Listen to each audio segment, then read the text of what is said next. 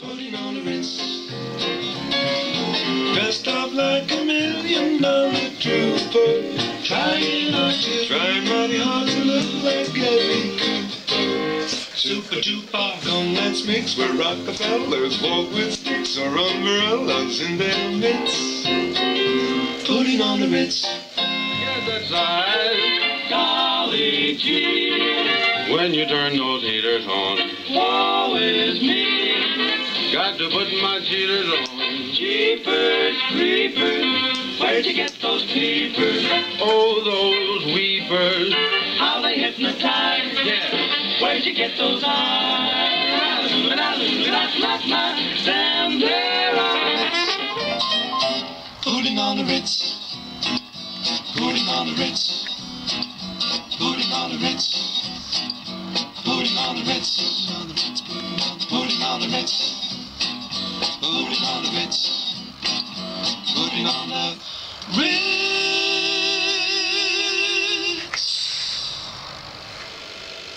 Alright, here's my kind of as short as possible as I can make for my Dulltones and how I put this project together.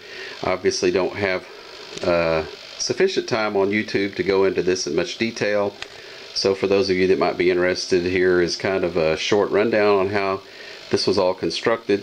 The headstone is made with white pine and plywood and sprayed with a sandstone type spray paint texture. It doesn't show up too well on the video. The letters carved into the plywood with a router.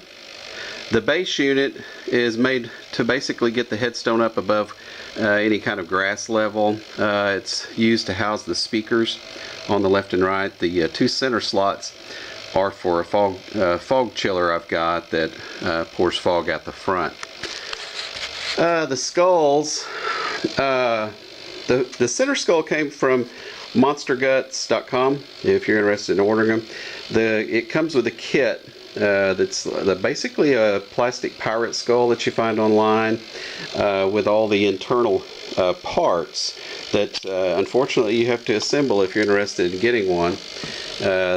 This is the full kit that comes with all the internal parts. It comes with 5 servos as well as the 2-axis eye kit, which means that the eyes go side to side and up and down. The kit's pretty intensive in terms of putting together. There's a lot of removal of the plastic that has to take place before all this stuff can be assembled and put in there.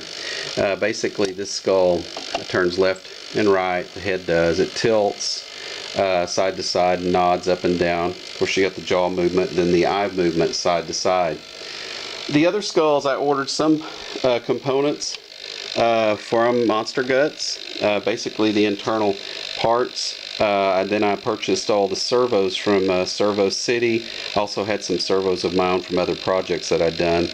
The eye movement in these is something that I devised. I didn't want the full tilt or up and down with the eyes, so I just chose to have the eyes on these skulls just to go side to side. So that's what these skulls perform.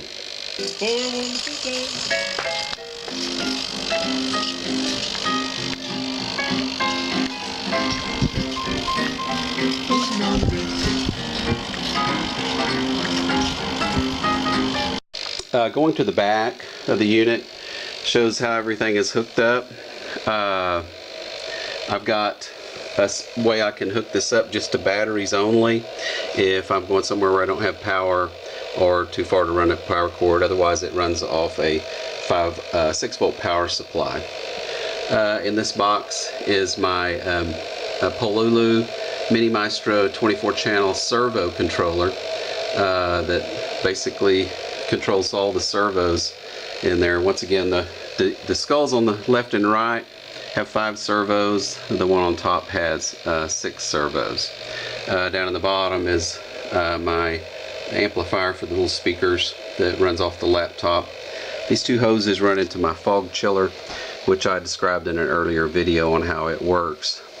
Controlling the well, I just accidentally started it.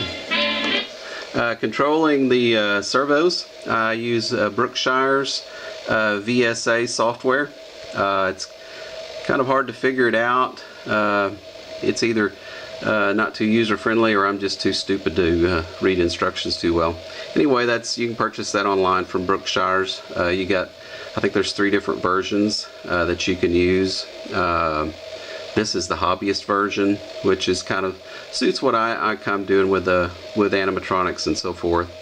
And once you get it installed, you can the easiest way to program your animation is by using a good old-fashioned joystick.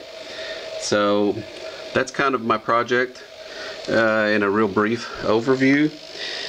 If there's any of you interested in learning more about it, you're more than welcome to send me a note or leave a comment here on YouTube. Thank you.